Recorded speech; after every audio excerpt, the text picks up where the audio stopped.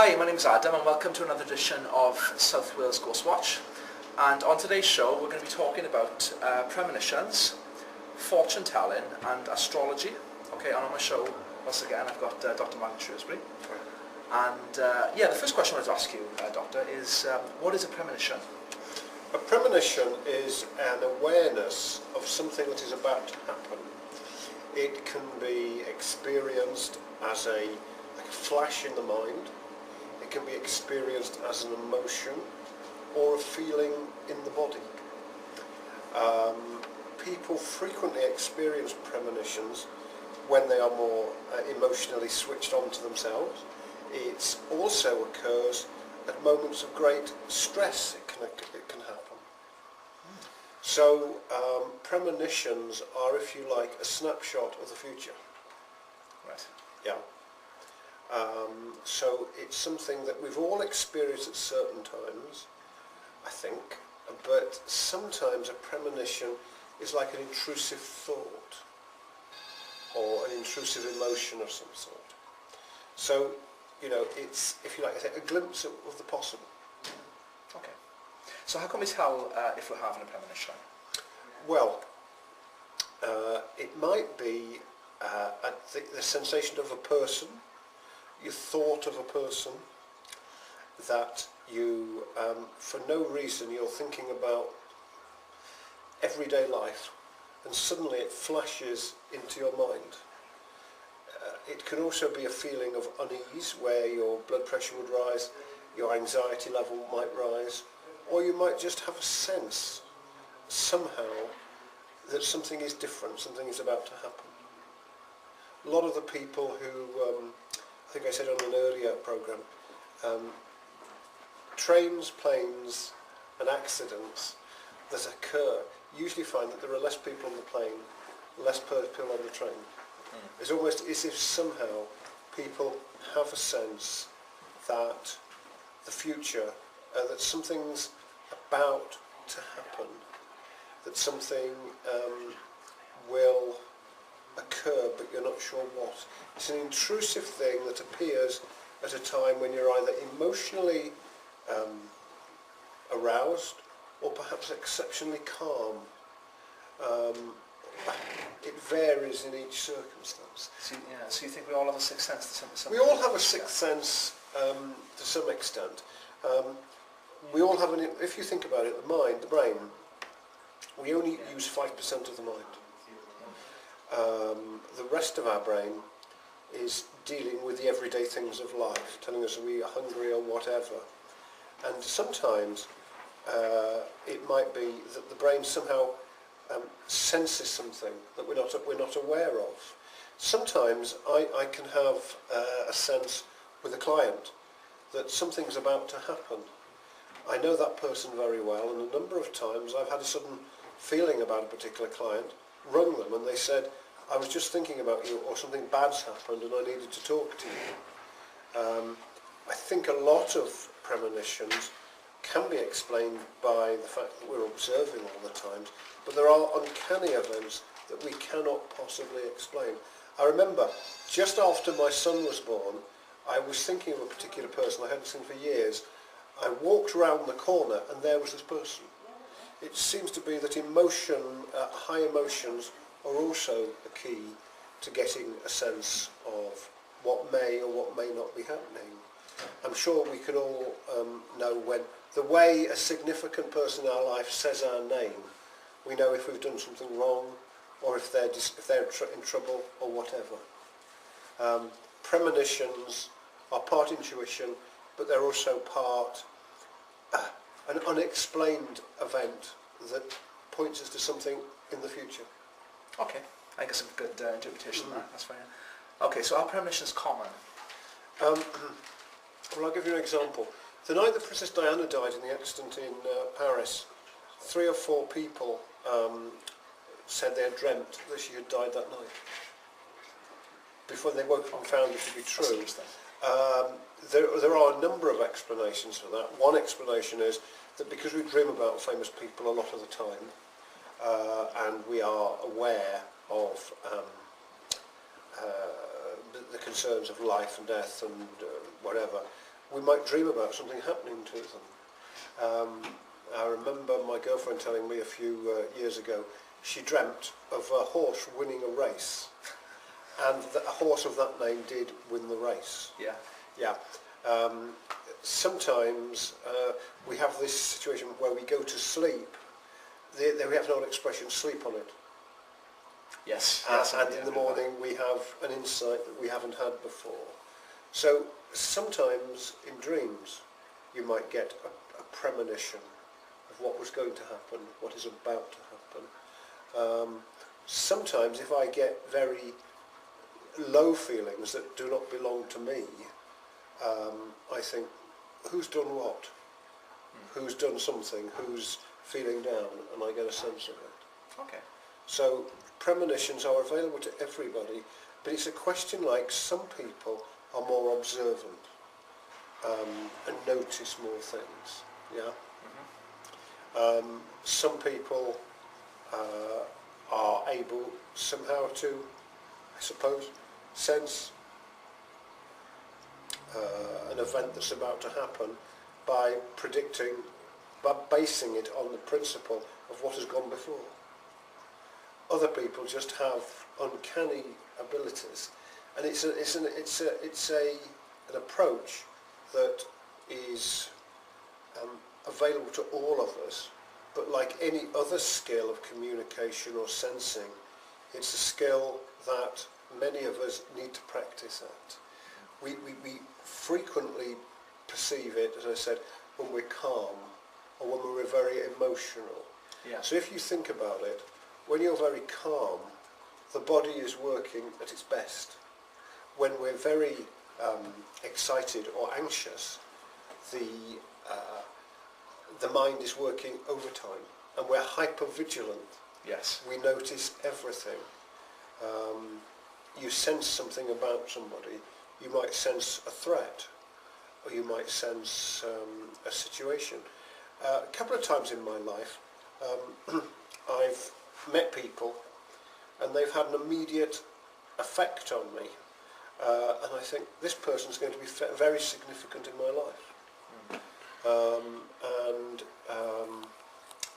that's also like a premonition as well. Who is significant? Who is going to affect me? What events are going to happen? An ability that we can all develop if we take our time to. The imagination is very, very powerful. Intuition is very powerful. And there are senses that we haven't even yet. We don't know how the brain works. No, we don't, because we only use 5%, like you We said. only use 5% of it. Okay. So, you're saying we all have a sixth sense to something Yes. as well, yes? Yes. What do people want to know about their future? Well, let's look historically at why fortune telling and prophecy and premonition is so important. Imagine the scene 150,000 years ago in this place. We have very small numbers of people living in this area. Most of Wales is wooded. We are struggling. The small group of people are desperate to get enough food and to make sure there's going to be enough other people in that group to survive. Everything is risky. If there's not enough food, then the group may starve. If there is not, if there is a threat from a pack of wolves or other predators, there is a constant threat of death, shock, disaster, and we are trying, and that group is trying to survive. So historically, people in that background are much closer to nature and to the world in which they find themselves. So they need to know about certainty, about what will happen. Will I have enough food for the winter? Yeah. If I go hunting alone, will a bloody pack of wolves surround me? It's about insecurity. Now what happened? People began to try and develop ways of assessing what is about to happen and how you get reassurance. So if you go right back to the beginning of time, you've got that premise of finding out what will happen, how will I be safe. So you need to develop situations, understandings of how you predict them. If you're a tribesman, you look up, and what do you see? You see the stars, you see the moon, you see the sun in the day, and they follow regular patterns. And you try to make sense of what happens by what you see. So what would have happened then would have been people would have looked at, is there a mist? Is the sun red? Yeah. Where are the stars? What can that tell us? And they always do the same thing, those patterns of ours. So a certain pattern becomes associated with certain climate, a certain situation where you know if that's up there happens like that, then you can predict that something else is going to happen. As you move forward over time and we become more civilized, we develop the city, we begin to will the city have enough food? Yeah. Will we be attacked by enemies? What will happen? And we gradually work through that period in history. My grandmother was essentially a countrywoman, and she used to look at omens from birds and things like that. And you would never wash on New Year's Day, because if you washed your clothes on New Year's Day, you would wash somebody out of the family. 120 years ago, it was quite likely with disease that somebody in the family would be carried away that year. But as we became more developed and more sophisticated, we developed more complex ways of looking at the future. You know, and we began to explain and try to explore why they happened. Today, we don't get wolves in Port Talbot. We don't get bears. Well, we might on a Saturday night. But what we become concerned about is most of us, we don't starve in this country. We are not likely to be threatened by tribesmen coming over the hillside. Yeah, what are we insecure about? Our personal lives.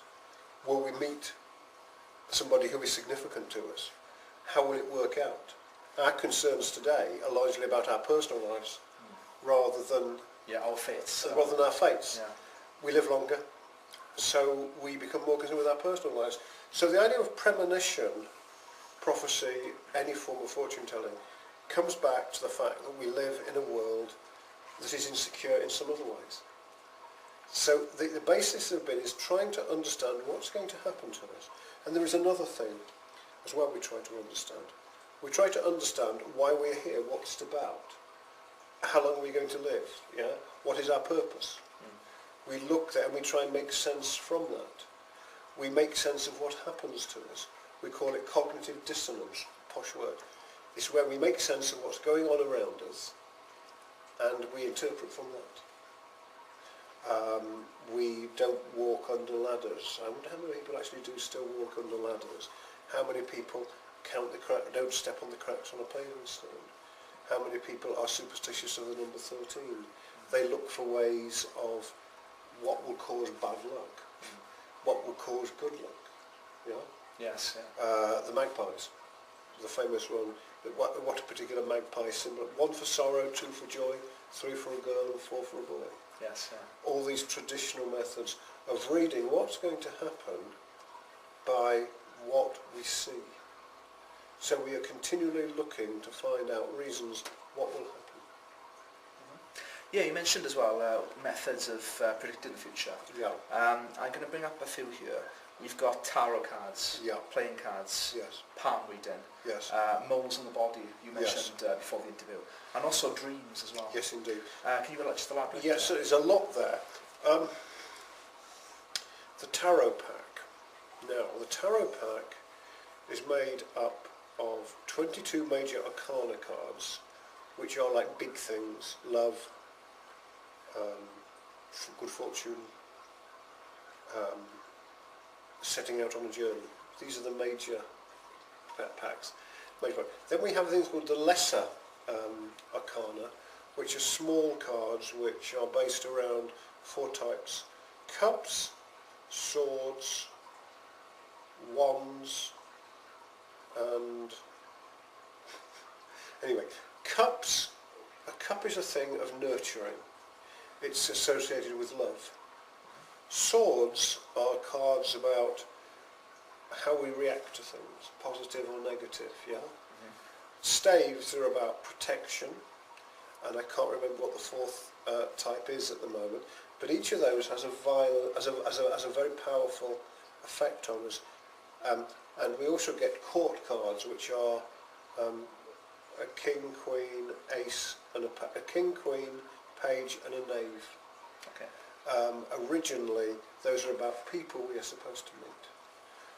So from those 78 cards, which talk about human experience, we're able to look at them and try and make sense of what they mean to us. Because within 78 cards, you can have a very elaborate interpretation of what's going to happen to you. If you have 78 cards, you've got 78 times 77 times 76 times 75 times 74 and so on. Yes, yeah. Permutations of which cards might come up. Yeah, there's so many. Yeah. So tarot is a very old method of making sense of human life. It's a very complex approach and seems to make sense because you look at a picture and you think, that reminds me of. I mean, the original tarot pack was based on a series of playing cards used in Italy in the 14th century called the Manciati tarot, and that's largely not used anymore, but it had things like all the signs of the zodiac, and it had the 4 elements: earth, air, fire and water. So that went up to 94 or 96 cards. So it was even more complex. So you could look at it in terms of mood, person, situation. Is this particular one of use to me? People mainly use it these days for money and love, and opportunity in cards in the future, and finding out what could happen. The tarot images are quite alarming to people who are not used to looking at them. And 50 years ago, there was only basically one tarot pack, which was the Rider-Waite tarot. But since the ability to produce vast numbers these days, we have all sorts today. We have packs of the Da Vinci, the Jung, we have angel cards, and so on. And really it gives us a very elaborate way to make sense of what goes on. Yeah. So that's the tarot. Now, originally, people didn't have tarot cards. You occasionally meet little old ladies who use the traditional playing cards, which they can read. And one of the things that's always fascinated me is, I think I said in previous programs, my grandmother introduced me to tea leaf reading, and yes, she also introduced me to ideas like that, and I became fascinated by the tarot as an explanation of the human condition. So there are people around who will read playing cards rather than the tarot. But each one is valid because you need interpretation of the person who's doing the reading and the person who is experiencing the reading. So each is a different way. So we've had playing cards, we've had tarot. Palm reading is it? Palm reading, now that's an interesting one. If you think about that logically,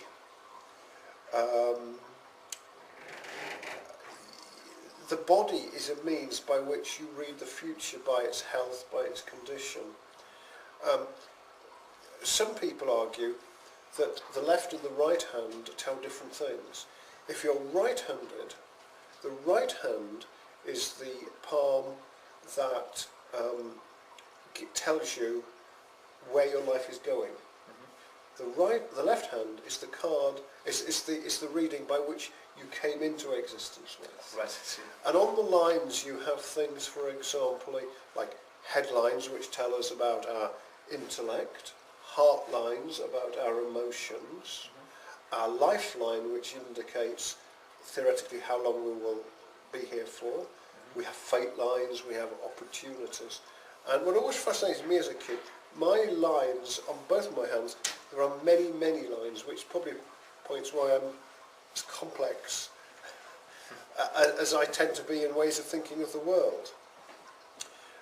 You can also tell things according to it by how people shake hands, how firm their handshake is, and so on. So palmistry is an early attempt to read how our lives are going to predict. It works in the same way as the tarot. It's very elaborate.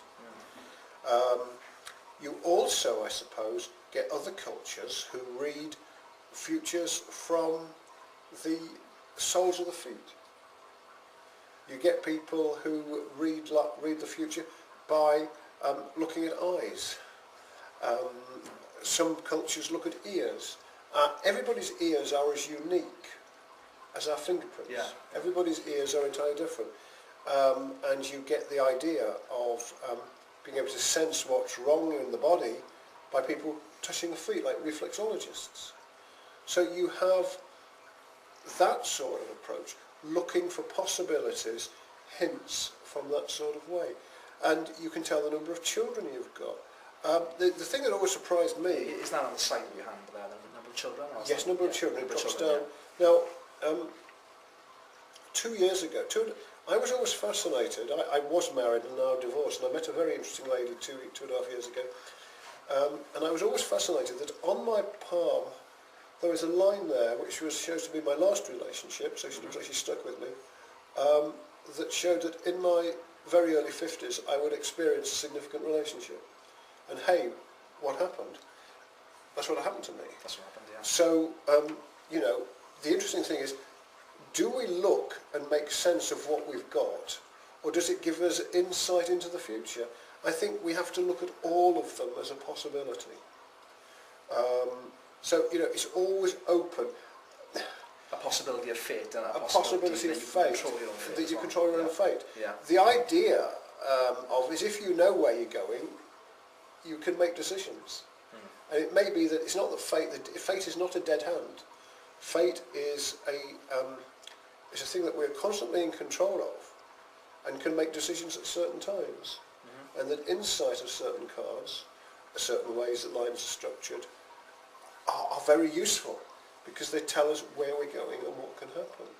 There's a fascinating play by Jamie Priestley called I've Been Here Before, and it talks about that all of us have key events in our lives where we come to a crossroads and we can choose one option to go that way or one to go that way. Okay. And that's a very interesting idea for fortune telling.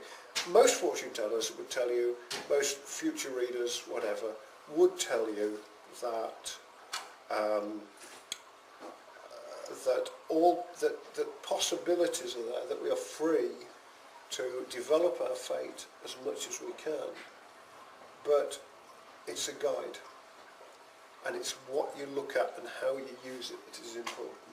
Fate is not a dead hand that forces you down lines. If you think positively, you see more opportunities than if you think negatively. Okay. Interesting. What else have we got? We've got moles on the body, which is Oh yes. Now, moles on the body. That's certainly interesting. Sort of. It was very popular in France during the 18th century. And there used to be a belief that where a mole is tells us certain things that are going to happen to us. A mole on the neck, got one somewhere, was supposed to be the indication, I like this one, of high intelligence. Well, that's an interest. I like that one. So perhaps, Well, yeah, I do like that. Yeah.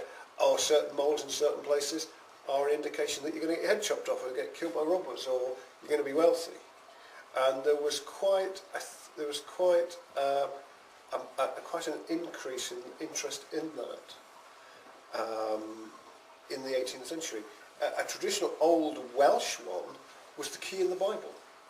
You get a key, you stick it into the Bible, open the page, look where the key is pointing and read the verse to see if that's valuable to you. There is the sense that in certain Caribbean cultures, you look at shells on the beach. You pick a shell and you look at things to find out what's going to happen to you. Everybody has, you cast the bones, yeah? Yes, yeah. To see what's going to happen.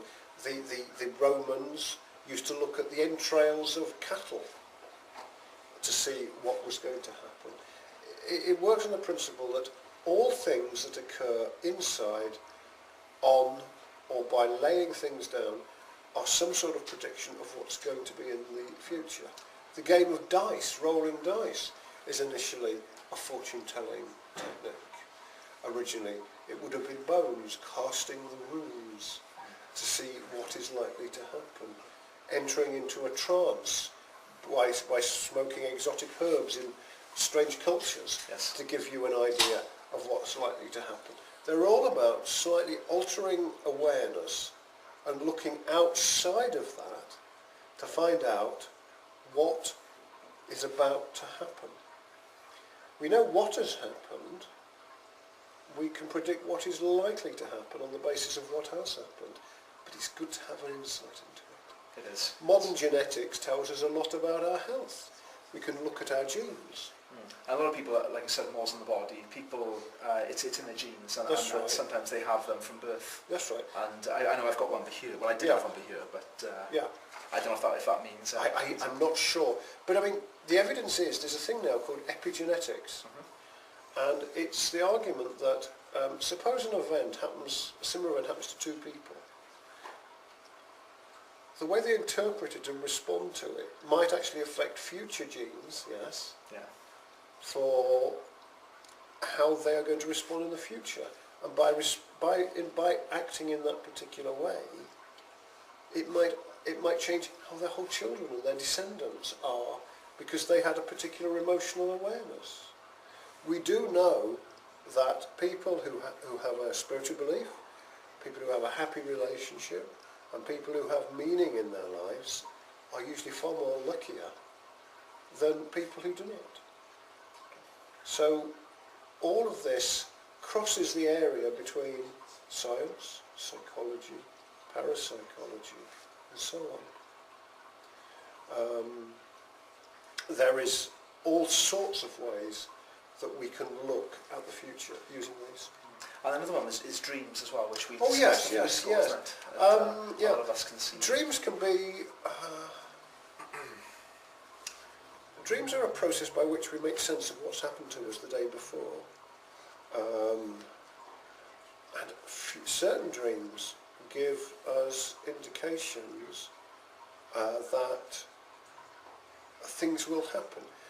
A lot of the people, a lot of the kids who... the Aberfan disaster in 1966, I think it was, a lot of the kids said that they dreamt that they went to school that day and something had covered the school. Now it might be somehow... Einstein said space and time are the same thing, that time is curved. And it may simply be that in an altered state of sleep, when we dream, we somehow are freer from those structures and can actually see what's around the corner. So it's more like looking at a map of possibilities. Dreams are very powerful for making sense of what has happened.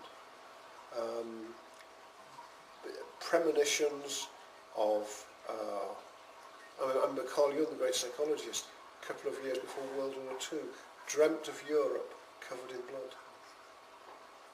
There were premonitions like that. Okay.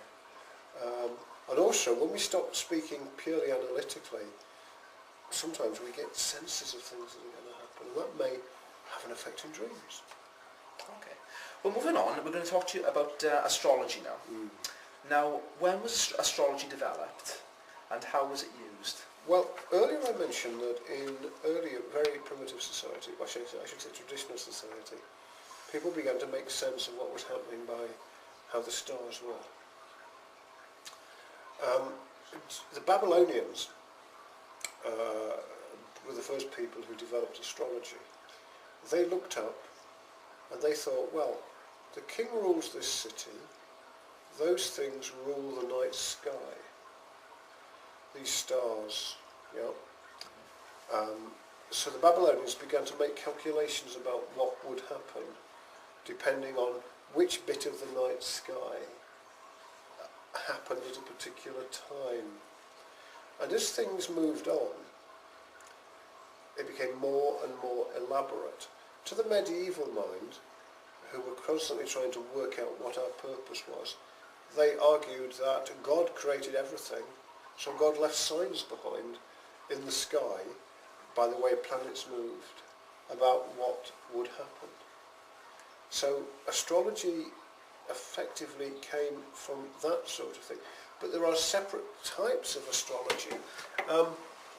There's not only individual astrology, there is astrology of the nation as a whole.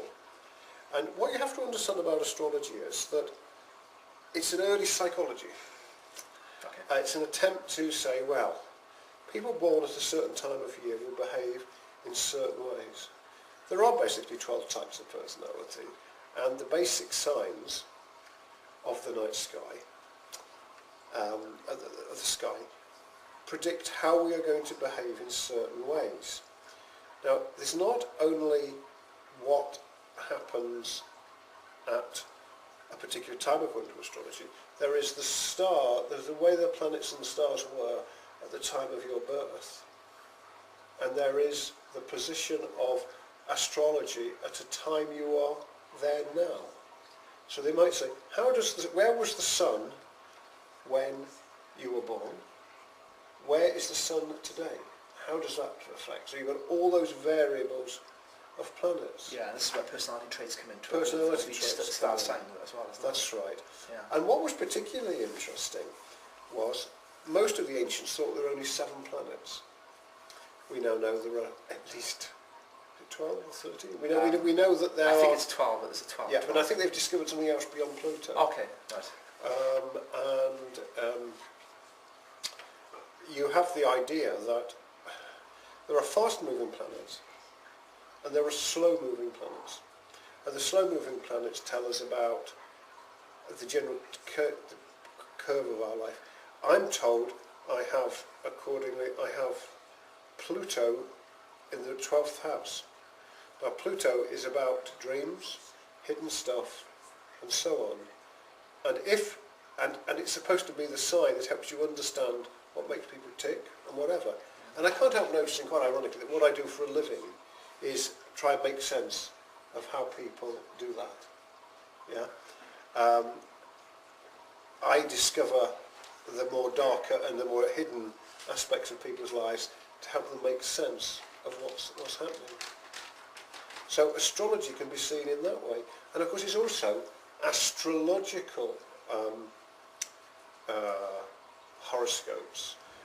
Astrological horoscopes of nations and political developments.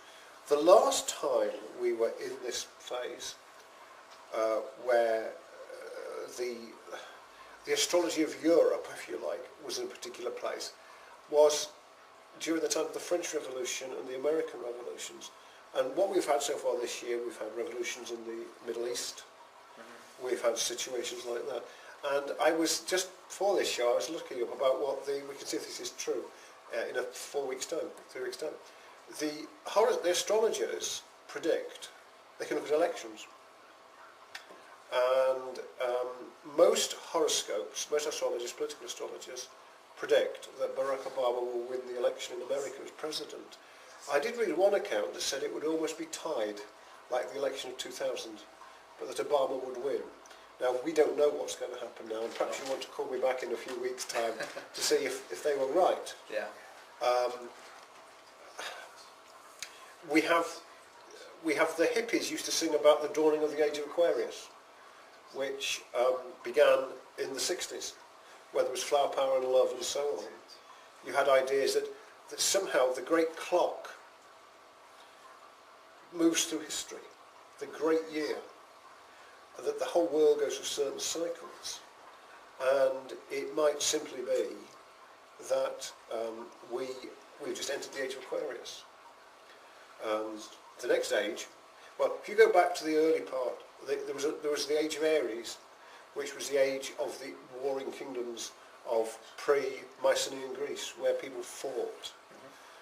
We've been through the age of, I think it was Pisces, where it was scientific revolution, and we thought the universe was a machine. We're just entering the age of Aquarius, where we're theoretically supposed to have greater spiritual insights and beliefs. And what have you got? You've got the rise of feminism, ecology, the rise of interest in the parapsychological. All these ideas coming forward. What interests me is what the age of Capricorn, which will be like, we won't be there except in... That's my star sign, yeah. The age of Capricorn is supposed to be an age when humans will no longer need gods or spirits or anything. That they will have reached a stage where they know that they themselves are on the way, are divine beings themselves, and have broken out of the idea that their fates are... That will be very interesting. Though, of course, since I am a believer in past lives and future lives, I'd be very interested to see what's happening at times like that. So astrology can apply on many things. There's a friend of mine who's a psychiatrist on the West Coast, West Country, and when he doesn't know what to do with a client, he asks his wife, who's a famous astrologer, to cast their charts. Okay. And to find out what goes on. Because he doesn't tell them, he tells them it's inside. But you've got all sorts of things like that, and you can tell lots of things from that. So it might just be one way of making sense of the future. But it applies to all situations. People, countries, elections, whatever. Okay, that's interesting. And certain star signs as well have certain compatibilities with other star signs. Yes, that's right. Because you've got fire, earth, air... And yeah, what you've got is you've got earth, air, fire and water. Yeah. And earth is a very practical, down-to-earth thing. Yeah. Fire is about intellect, is about passions. Air is about mind. Water is about emotions. Okay. And certain signs are theoretically supposed to get in. And each of us has a sign that we're born to, our ascendant, and we have a moon sign, yeah, which tells us where the moon was, and we have an ascendant. We have an ascendant which sign was at the top of the charts, where the sun was and where the moon was. So we can look at a whole complex area of how we are. So it's quite elaborate. It is. So the horoscopes in the paper just tell you what's the general trend that day. Yeah. That's why they... Or the week ahead. Or the week ahead. Yeah. They can't actually tell you how individually it would affect you. They're not that in depth. No. Not in that depth. They can't be. Okay. So how do certain people have an understanding or knowledge of how to predict the future? That's because they're intuitive. It's because they're used to thinking in that sort of way.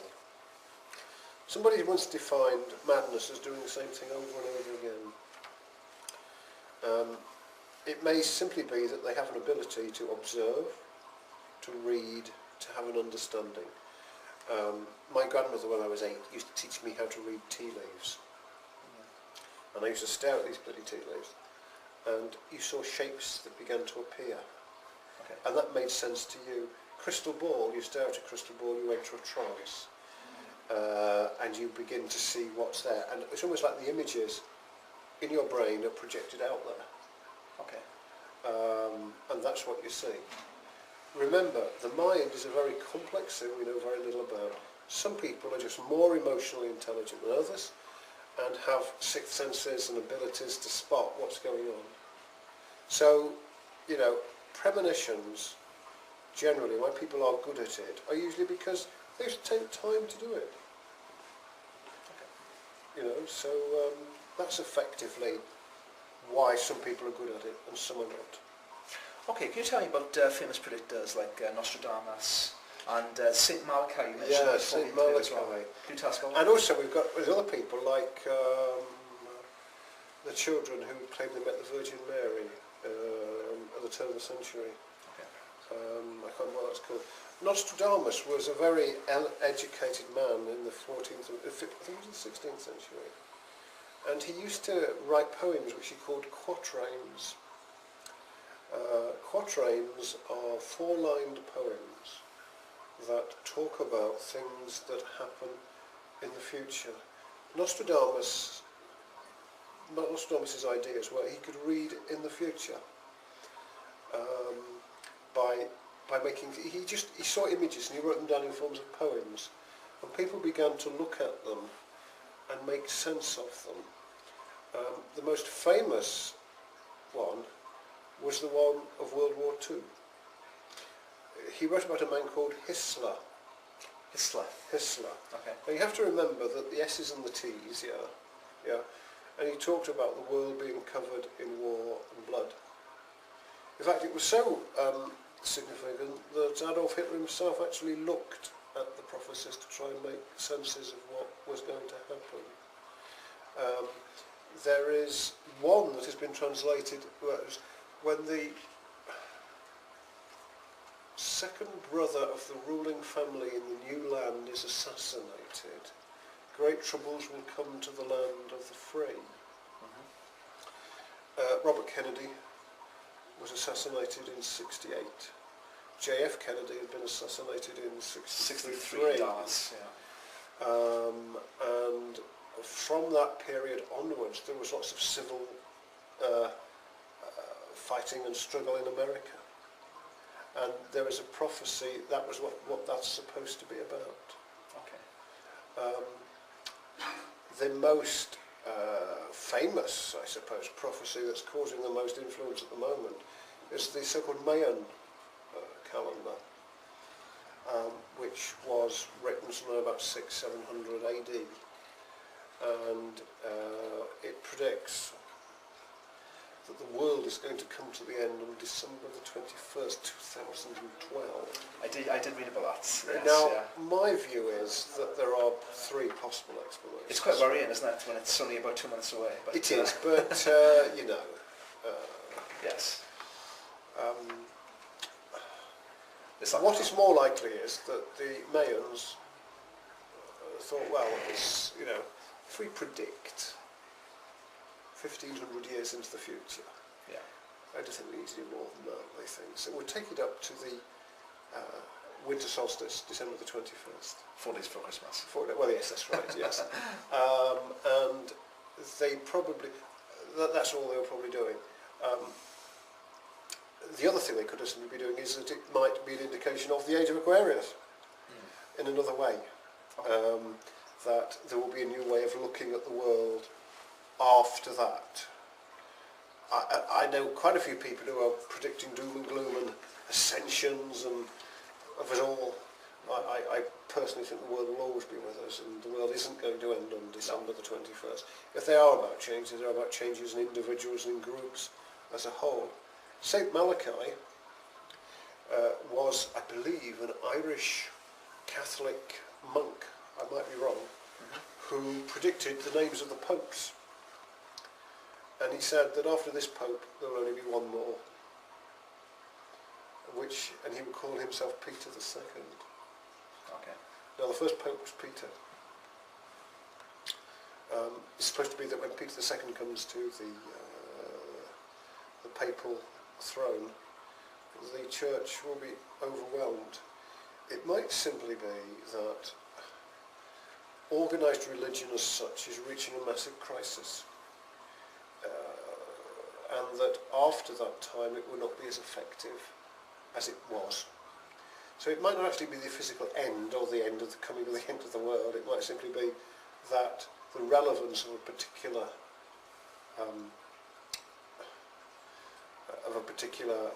interpretation might just simply mean that we are looking at a new way of looking at things. There's a new consciousness. I'll be fascinated to know, this present Pope is 85. He's pushing it a bit. And I wonder if the next Pope would actually choose to be Peter II. I don't know. It would be a very... So these prophecies occur in many ways like that. Predictions about the future. Institutions like the papacy, the structure of a nation, are things that seem to be, that won't change, but who knows what will happen. Who knows? And that's what predictions are all about, trying to make sense of that. Yeah, I agree. Okay, so you mentioned earlier, before the interview, you mentioned this to me, I Ching. The I Ching? Yeah, could you just... Yes, certainly. The I Ching is a traditional Chinese way of reading the future. It works on the binary code. Oh, right, okay. Yeah? Yeah, in computer terms, yeah. In computing terms. Things are either a line, a solid line, which, or two lines. Yeah? Okay, yeah. And the way it used to be traditionally created was by casting bamboo shoots in to make a pattern. So you might have, 6 lines going down, yeah? And there are, I think there are about 92 basic, what we call hexagrams. Each one is broken up into 2 sections. And we have things called changing lines, so that you cast a pattern of 6 lines, and you see what it changes to. And you can ask it questions. It was almost like, it's an oracle in a sense. I'll say a bit more about oracles in a moment. Okay, yeah. Is that it's a way of reading what's happening. So you could have one situation changing into another, or you could have a fixed situation. If you look at the I Ching, people have written learned commentaries on what each means. Okay. And the great psychologist Carl Jung wrote a commentary on it himself. And he said it was as if you were speaking to something. In the Philip Pullman books, The Golden Compass, there is something very similar to that, which is interesting. And the I Ching seems to ask questions about situations that change. It's very elaborate, it's very sophisticated. Carl Jung concluded it was as if you were speaking to something. And in the Philip Pullman books, one of the characters in it says, well, that was an earlier attempt from the other side to communicate with humans. So the I Ching works in that sort of way, oracles generally. Now, an oracle is a means of consulting something. The most famous oracle of all was the Greek. There was the Greek oracle during classical Greece, the Delphic oracle. And you used to go and see the priestess. She would take lots of strange herbs and then say things to you, and you would interpret it. There's a very famous case where, who was the king who took Midas, who turned everything he touched, turned into gold? I don't know if you know the legend. I've heard of it, yeah. And is it King Midas or something? Yes, and he'd said he was going to invade Persia. And he went to the oracle, and the oracle said, if you cross the Bosphorus, a great empire will fall. He thought, great, I'm going to win. He crossed, got defeated, it was his that fell. Yeah? So the idea of oracles are about interpretation. Everything is about interpretation. So, oracles, you can look at all sorts of things to try and make sense of it. Sometimes you find that a dream will give you a message. Sometimes you'll find that oracular means to look forward, to consult, to develop. There's lots of things that can be oracular in that sense. Okay. So, looking at this history, it shows what we're concerned with, finding certainty. Yeah? Yeah. Understanding why we are as we are, what's going to happen to us. And of course, as you said earlier in the interview, we're all insecure about We're our all future. about our future, yes. Yeah, and that's why we want to know more about our future. That's and, right. Yeah, of course. I've got one last question to ask Yes. you on a lighter note. What? Sorry.